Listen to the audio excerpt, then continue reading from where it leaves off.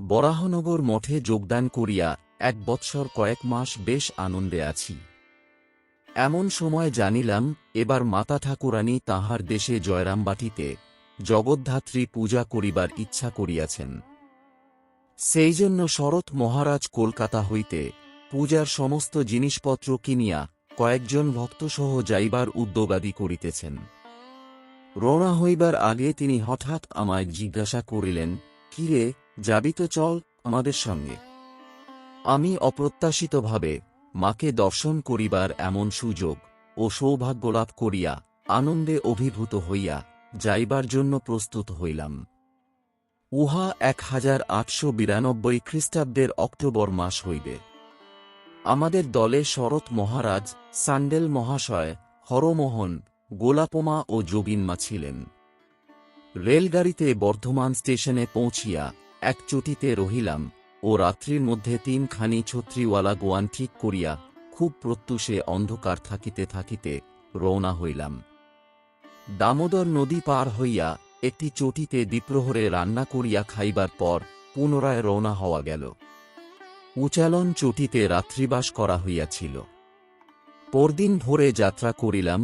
পথিমধ্যে দ্বারকেশ্বর নদী পার হইয়া দুপুরবেলা কামারপুকুরে শ্রী শ্রী ঠাকুরের বাড়ি পৌঁছিলাম। তাঁহার জন্মস্থান ও শান্তিময় খোরে ছাওয়া কুটির দর্শন করিয়া মনে বড়ই আনন্দ হইল।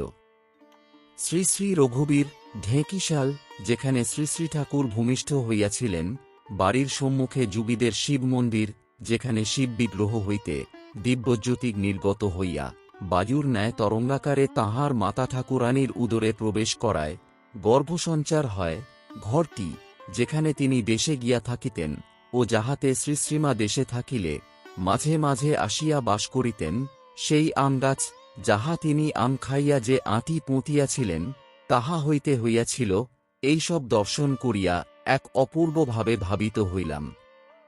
হালদার পুকুর, লাহাদের কাছারি বাড়ি, পূজামণ্ডপ যেখানে পাঠশালা বসিত, ভূতির খাল, শ্মশান, দূরে মানিকরাজার আমবাগান, আবলুস কাঠের নলের দোকান, বাজার প্রভৃতি দেখিয়া এবং ঠাকুরের সমসাময়িক 2-1 ভক্তের সহিত সাক্ষাৎকার করিয়া দিনটি কাটাইয়া দিলাম। পরদিন সকালে মুটেদের মাথায় সব বোঝা দিয়া আমরা পদব্রজে প্রায় 2 ক্রোশ মাঠের আল ধরিয়া হাঁটিয়া ও পথে আমোদর নদী পার হইয়া জয়রামবাটিতে শ্রীশ্রীমায়ের চরণপ্রান্তে উপনীত হইলাম। মা আমার চিবুকে হাত দিয়া চুম্বন করিলেন। আমাদের পাইয়া তাঁহার সে কি আনন্দ! কি করিবেন, কোথায় রাখিবেন, কি রান্না করিয়া খাওয়াইবেন, যেন ভাবিয়া পান না। এইজন্য দিনরাত খাটিতে লাগিলেন। নানা ব্যঞ্জনাদি নিজ হাতে দুবেলা রাঁধিতে ব্যস্ত থাকিতেন ও বসিয়া খাওয়াইতেন, খাওয়াইবার জন্য পীড়াপিড়ি করিয়া পাতে দেওয়াইতেন। অমন অমৃতের মতো রান্না জীবনে কখনো খাই নাই। সকাল 9টা-10টার সময় একটা বড় থালা ভরা ঘিয়ে মাখা মুড়ি, কামারপুকুরের মেঠাই অর্থাৎ মিষ্টি বা কড়াইয়ের ডালের জিলিপি, বেলা 1টার সময় নানা ব্যঞ্জনাদির সহিত ভাত, বৈকালে চা, রাত্রে লুচি, ভাজা, তরকারি। অমন মুড়ি কখনো খাই নাই। দ্বিতীয়বার যাইয়া আরও চাহিয়া আনিয়া খাইতাম। মায়ের হাতের বাড়া ভাত ও তরকারি, মাছচাটুই যাহা ঠাকুর খাইতে খুব ভালোবাসিতেন, কড়াইয়ের ডাল, পোস্তচচ্চড়ি প্রভৃতি, এবং মা নিজে আরও খাইবার জন্য পীড়াপিড়ি করিতেন, এইজন্য প্রায় দ্বিগুণ খাইয়া ফেলিতাম। সে রান্না কি যে সুস্বাদু ও মিষ্ট লাগিত তাহা বলা যায় না। যেন স্বর্গীয় কিছু এখনো যেন মুখে লাগিয়া রহিয়াছে। আমরা 4 জনে তখনকার মায়ের বাড়ির বাহিরের দিকে ছোট ঘরে থাকিতাম। তাহার পাশে খোলা দালানে জগদ্ধাত্রী পূজার আয়োজন হইয়াছিল। আমাদের ঘরটির পিছনের দিকের দরজার সামনেই ছোট উঠান, উঠানের সম্মুখে মায়ের খোড়ো ঘর ও দাওয়া, তাই আমাদের ঘরের দরজা খোলা থাকিলে মা দাওয়ায় বসিয়া তাঁহার তরকারি কোটা প্রভৃতি কাজ করিতেছেন দেখা যাইত। মায়ের ঘরের পাশের অন্য খড়ো ঘরগুলিতে মামারা ও দিদিমা থাকিতেন। উঠানের মাঝখানে ধানের 2টা মড়াই, আমাদের ঘরের পাশে উত্তরে যাইবার দরজা ও পথ, তাহার বামদিকে রান্নাঘর ও ঢেঁকিশাল, পাশের দিকে খিড়কির পুকুর, মা তাহাতে বাসন মাজিতেন। গ্রামের বাহিরে বড় তালপুকুর, তাহাতে পাড়াশুদ্ধ স্ত্রী পুরুষ স্নানাদি করিত ও তাহা হইতে খাবার ও রান্নার জল আনিত। মাও তাই করিতেন, নিজে কলসি করিয়া জল আনিতেন। আমাদের বিশেষ কিছুই কাজ ছিল না, ধ্যানজপ, গল্পগুজব, খাওয়া, ঘুমানো ও বৈকালে আমোদর নদীর ধারে বেড়াইতে যাওয়া ছাড়া। আমি সকালে গাঁয়ের ভিতর ও নদীর ধার হইতে পূজার ফুল, বিল্বপত্র, আকুশি ও সাজি লইয়া তুলিয়া আনিতাম। শরৎ মহারাজও কখনো কখনো ফুল তুলিতে যাইতেন। আমি ছেলে মানুষ বলিয়া মা আমার কাছে লজ্জা করিতেন না, তাই 5 মাস খাটিতে, পাঞ্জল খাবার আনিতে ও মায়ের রান্না করিবার সময় শরৎ মহারাজ ও সান্যাল মহাশয়ের জন্য তামাক সাজিয়া কলিকার আগুন আনিতে যাইতাম। এইরূপে মাকে অনেকবার দর্শন করিবার সুযোগ পাইয়া ভারী আনন্দিত হইতাম। ছেলেকে হাতে করিয়া আগুন দিতে নাই বলিয়া মা খুঁটের বা কাঠের আগুন মাটিতে ফেলিয়া দিয়া চিমটাটি দিতেন, আর আমি উঠাইয়া লইতাম। দিদিমা বড়ই সরল ও মিষ্ট প্রকৃতির ছিলেন। দিনরাত তাহার কাজের পরিসীমা ছিল না। গরু বলদদের সেবা, গোয়ালঘর পরিষ্কার করা, চাকর মনীষদের জলপান দেওয়া, খাওয়ানো, ধান ভানা, ঢেঁকি কোটা প্রভৃতি কাজে দিনরাত ব্যস্ত থাকিতেন, কিন্তু মুখে সর্বদাই হাসি লাগিয়া থাকিত। কখনো তাহাকে রাগিতে বা কাহাকেও ধমকাইতে দেখি নাই। মাও তাহার খুব সেবাযত্ন করিতেন ও তাহার কাজে সহায়তা করিতেন। আমরা দিদিমা বলিয়া ডাকিলে দিদিমা আহ্লাদে আটখানা হইতেন। দিদিমার কাছে ঠাকুরের কত পুরাতন কথা শুনিতাম। ঠাকুর তাহার সহিত কত রঙ্গরস করিতেন। পাড়ার মেয়েরা যাহারা আসিত তাহাদের সঙ্গেও কত রঙ্গরস করিতেন। স্ফূর্তির গান গাহিতেন, তাহারা হাসিয়া লুটোপুটি খাইত। আমাদের থাকিবার সময় একদিন একটি ভিখারি বৈরাগী বেহালা বাজাইয়া গান ধরিল। গানটিতে সকলের প্রাণে এক অপূর্ব ভাবের বন্যা ছুটাইয়া দিল। মা, গোলাপমা ও যোগেনমা বিশেষ অভিভূত হইলেন ও গানটি পুনরায় গাহিবার জন্য বলিয়া পাঠাইলেন। বৈরাগীও পুনরাবৃত্তি করিয়া গাহিল। তাহাকে 1 আনা পয়সা ও সিধা দিয়া বিদায় করা হইল। গানটি মায়ের জীবনের হুবহু ছবি। দিদিমা বলিলেন, হ্যাঁ গো, তখন সকলেই জামাইকে খ্যাপা বলত, সারদার অদৃষ্টকে ধিক্কার দিত, আমায় কত কথা শুনাত। মনের দুঃখে মরে যেতুম। আর দেখো কত সম্ভ্রান্ত ঘরের ছেলেমেয়েরা সারদাকে দেবীজ্ঞানে তার পা পূজা করছে। শ্রী শ্রী জগদ্ধাত্রী পূজা, প্রতিমায় ঢাক, কাঁসির বাদ্যের সহিত ষোড়শ উপচারে নানা দ্রব্য সম্ভারে ও বিরাট ভোগরাগে মহাসমারোহে সম্পন্ন হইল। জগদ্ধাত্রী প্রতিমাটি বৃহৎ, নানা ডাকের গহনায় ও সাজসজ্জায় বড়ই চিত্তাকর্ষক হইয়াছিল। কি সুন্দর মুখের ভাব, যেন সাক্ষাৎ জাগ্রত প্রেমময়ী মা মায়ের ঘরে আসিয়াছেন। সন্ধ্যারতির সময় কয়দিনই ও মহাষ্টমীর সন্ধি পূজার সময় মা আসিয়া জোড়হাতে কাছে দাঁড়াইয়া পূজা দর্শন করিতেন, কখনো চামর ব্যজন করিতেন। প্রতিমা দুর্গাপূজার মতো 3 দিন পূজাদির পর দশমীতে আমোদরে বিসর্জন হইল। জগদ্ধাত্রীমাকে বিদায় দিবার সময় সে কি করুণ দৃশ্য! মা ও মেয়ে ভক্তরা কাঁদিয়া আকুল। আমরাও সে দৃশ্য দেখিয়া অতি কষ্টে কান্না সংবরণ করিলাম। এরকম সর্বাঙ্গ সুন্দরভাবে আজকাল পূজা বড় হয় না। চারিদিকের বহু দূর গ্রাম হইতে লোকে প্রতিমা দর্শন করিতে আসিত। অনেক নিমন্ত্রিত ব্রাহ্মণ, পণ্ডিত, অতিথি অভ্যাগত এবং ভদ্রলোক, চাষিবাসী ও দরিদ্রনারায়ণ 3 দিন প্রসাদ পাইল। প্রথম দিন ব্রাহ্মণ ভোজন হইল, পরের দিন ভদ্র কায়স্থ ইত্যাদি, ও শেষের দিন গরিব লোকেরা প্রসাদ পাইয়া কৃতার্থ হইল। ওদেশের রীতি অনুযায়ী ভাত, খোসা সমেত কড়াইয়ের ডাল, পোস্ত চচ্চড়ি, অন্য তরকারি, দই, মেঠাই প্রভৃতি পরিতৃপ্তি সহকারে সকলকেই খাওয়ানো হইল। মা অন্যান্য মেয়েদের সঙ্গে পূজার জোগাড় ও রান্নাবান্নার আয়োজনে দিনরাত খুব ব্যস্ত ছিলেন। 2 দিন রাত্রে যাত্রা হইয়াছিল, তাহা শুনিতে চারিদিকের গ্রাম ভাঙিয়া লোক আসিয়াছিল। মহা আনন্দে দিন কাটিয়া যাইতে লাগিল। হঠাৎ পূজার ২-৩ দিন পর হইতে আমরা সকলেই ম্যালেরিয়া জ্বরে আক্রান্ত হইয়া শয্যাশায়ী হইলাম। ছোট্ট ঘরটিতে পাশাপাশি সকলে পড়িয়া জ্বরে কাঁপিতেছি ও ছটফট করিতেছি। মায়ের ভাবনাচিন্তার অবধি নাই। মাঝে মাঝে আসিয়া দরজার বাহিরে দাঁড়াইয়া খবর লইয়া যাইতেন। সে কি ভালোবাসা ও করুণামাখা দৃষ্টি!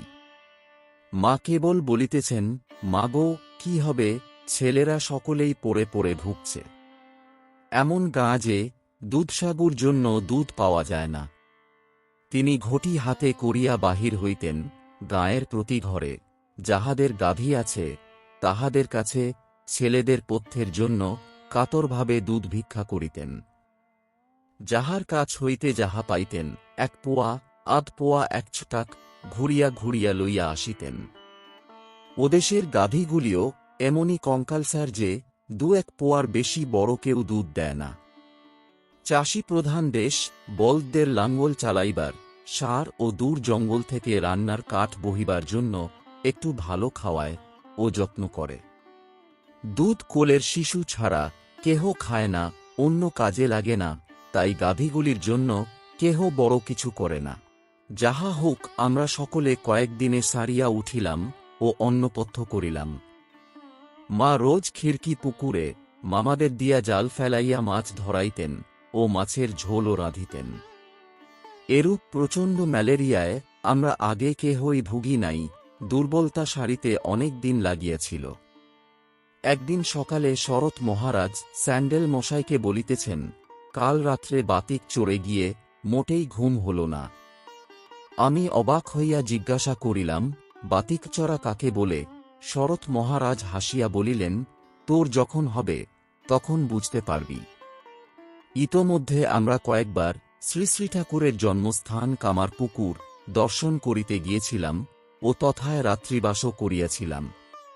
কিন্তু সেখানে আমাদের খাওয়া দাওয়ার কষ্ট হইবে বলিয়া মা একদিনের বেশি থাকিতে দিতে চাহিতেন না। সেখানে অবস্থানকালে এক অপূর্ব পবিত্রতা, শান্তি ও আনন্দের ভাবে পূর্ণ হইয়া থাকিতাম ও ঠিকঠাক বোধ করিতাম আমরা পবিত্র ভূমিতে বিচরণ করিতেছি, যেন প্রত্যক্ষ আধ্যাত্মিকতায় অনুরণিত, যেন পৃথিবী ছাড়া বোধ হইত। সেই পর্ণ কুটিরের কি মোহিনী শক্তি! সেখানে তখন রামলালদা, শিবুদা ও লক্ষ্মীদিদি ছিলেন। তাঁহারা কত আদর যত্ন করিতেন ও ঠাকুরের কথা ও গল্প করিয়া আনন্দ দিতেন। ধনী কামারণীর ঘর, চিনু শাঁখারির বাড়ি প্রভৃতি কাছাকাছি যাহা কিছু ঠাকুরের জীবনের সহিত জড়িত ও যাহা কিছু দেখিবার সব দেখিতাম এবং ঠাকুরের সময়ের যাহারা ছিলেন তাহাদিগের কাছ হইতে ঠাকুরের কথা কত শুনিতাম। লাহাবাবুদের পরিবারের সকলেরই সর্বাঙ্গ ধবল, চুল পর্যন্ত ও চোখ সবুজ কটা রঙের। ঠাকুরের স্যাঙাত গয়াবিষ্ণু লাহা তখনও জীবিত ছিলেন। হালদার পুকুরের জল তখন খুব পরিষ্কার ও স্বচ্ছ ছিল। বুক জ্বলে দাঁড়াইয়া স্নান করিবার সময় পায়ের নিচের বালি পর্যন্ত কাচের মতো দেখা যাইত। বাহিরের ঘরের কোণের দিকের খিড়কি, পুকুরের ধারে ঠাকুরের হাতে পোঁতা আম গাছটি বেশ বড় হইয়াছিল। ঢেঁকিশালে ঠাকুরের জন্মস্থানটি তখন কিছু ঘেরা বা চিহ্নিত ছিল না, স্থানটি কেবল নির্দেশ করা হইত ও শুদ্ধভাবে রাখা হইত। ফিরিবার সময় আমরা মা ও ঠাকুরের জন্য জিলিপি কিনিয়া আনিতাম, আমরাই প্রায় তাহার সক্তা প্রসাদ পাইতাম। মা প্রত্যহ সকালে বড় থালায় মুড়িতে জবজবে করিয়া ঘি মাখাইয়া মেঠাই ও জিলিপি দিয়া পাঠাইতেন। মুড়ি মা বা দিদিমা ভাজিতেন ঘরের সকলের ও মনীষাদের জন্য। অমন মুড়ি কখনো খাই নাই, খাইয়া আশ মিটিত না। তরিতরকারিও যা হাটে পাইতাম কিনিয়া আনিতাম। মায়ের আদর যত্নে আমরা শীঘ্র সুস্থ হইয়া উঠিলাম। আমরা থাকিলেই মার খাটুনি বেশি হইবে, তিনি আর কাহাকেও রাঁধিতে দিবেন না, লুচি ও নানারকম ব্যঞ্জনাদি নিজে প্রস্তুত করিবেন। দিনরাত ক্রমাগত খাটিয়া খাটিয়া নিজেও অসুখে পড়িতে পারেন, আর আমাদেরও জ্বরের পুনরাক্রমণ হইতে পারে, তখন মা ভীষণ উদ্বিগ্ন হইবেন। এইসব ভাবিয়া অনিচ্ছা সত্ত্বেও আমরা শীঘ্র ফিরিবার দিন স্থির ও গরুর গাড়ির বন্দোবস্ত করিলাম। মা আরেকটু সারিয়া বল পাইয়া যাইবার জন্য পীড়াপিড়ি করিলেন, কিন্তু তাহাকে বুঝাইয়া সম্মত করা হইল। খাওয়া দাওয়া করিয়া গরুর গাড়িতে উঠিবার সময় দিদিমা, মামারা ও প্রতিবেশীরা আমাদের ঘিরিয়া দাঁড়াইলেন। মা খিড়কি দরজার সামনে দাঁড়াইয়া দেখিতে লাগিলেন। চক্ষু দিয়া অবিরাম অশ্রু ঝরিতেছে, কাঁদিয়া কাঁদিয়া মুখ ফুলিয়া লাল হইয়া গিয়াছে। তাহার দিকে চাহিয়া ও তাহাকে ফেলিয়া দূরে চলিয়া যাইতেছি মনে হওয়ায় আমাদেরও অন্তর গভীর বিষাদে ও ব্যথায় পূর্ণ হইল। সকলেই যেন চতুর্দিক অন্ধকার দেখিতেছিলেন। সে কি করুণ দৃশ্য! আমি কিছুতেই অশ্রু সংবরণ করিতে পারিলাম না। গোলাপমা, যোগিনমাও কাঁদিতেছিলেন। আমাদের গরুর গাড়িগুলি ছাড়িল, মাও একটু দূরে দূরে থাকিয়া অনুগমন করিতে লাগিলেন, বারবার অনুরোধ সত্ত্বেও ফিরিলেন না।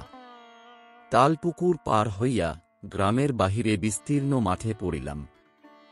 গাড়ি হইতে যতদূর গ্রামের দিকে দেখিতে পাওয়া যায়, অর্থাৎ অদৃশ্য না হওয়া পর্যন্ত দেখিলাম। মা তালপুকুরের ধারে আমাদের দিকে মুখ করিয়া দাঁড়াইয়া আছেন। এমন অভাবনীয় ভালোবাসা কি নিজের মাও বাসিতে পারেন? বাড়ির মাকে তো খুব ভালোবাসিতাম, তিনিও কত ভালোবাসিতেন, কিন্তু এ যে জন্মজন্মান্তরের চিরকালের আপনার মা। শূন্য হৃদয়ে লইয়া বরাহনগর মঠে ফিরিয়া আসিলাম, শূন্য হৃদয়েই বা বলি কেমন করিয়া। মায়ের অপার্থিব ভালোবাসা, প্রেমময়ী জগন্মাতার অসীম ভালোবাসায় ভরা হৃদয় লইয়া ফিরিয়া আসিলাম।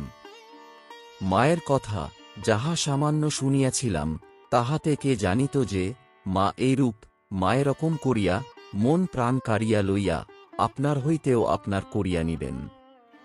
বাবাকে দেখি নাই বটে, মাকে তো পাইলাম। নির্গুণ অধম সন্তানের প্রতি কি অহেতুকী কৃপা, অহেতুকী ভালোবাসা! যে না পাইয়াছে, যে মাকে না দেখিয়াছে, সে বুঝিতে পারিবে না।